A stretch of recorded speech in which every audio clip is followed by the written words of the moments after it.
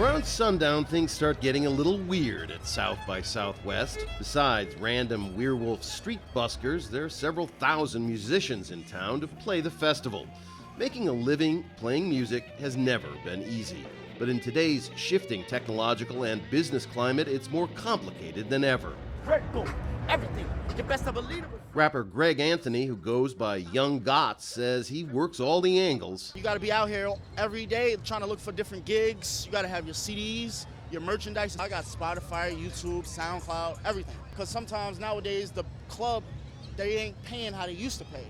The odds against Young Goths or any of the acts playing here becoming rich and famous are enormous. Majority of these people have to be musicians.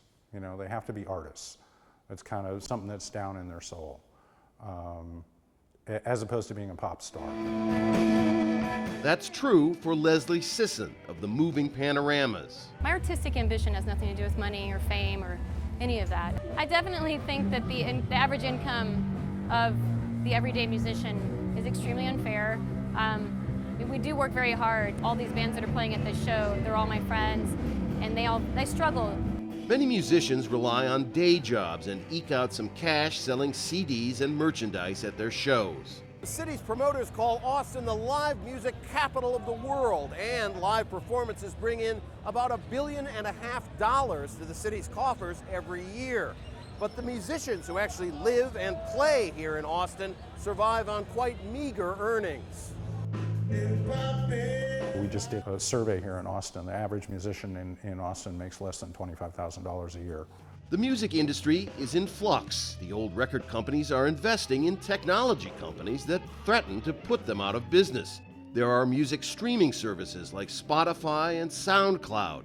Giants like YouTube and Apple are juggling revenues from advertising or subscriptions. A lot of money is flying around, and a lot of it is out of the reach of many musicians. Old school punk rocker Ray Pepperell of Dead Kennedys is a harsh critic of the tech takeover of music.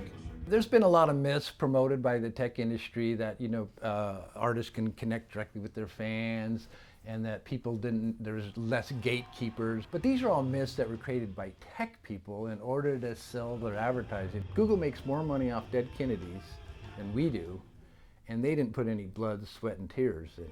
Veteran and newcomer alike, musicians walk a difficult path. But to Sxsw, it's worth it.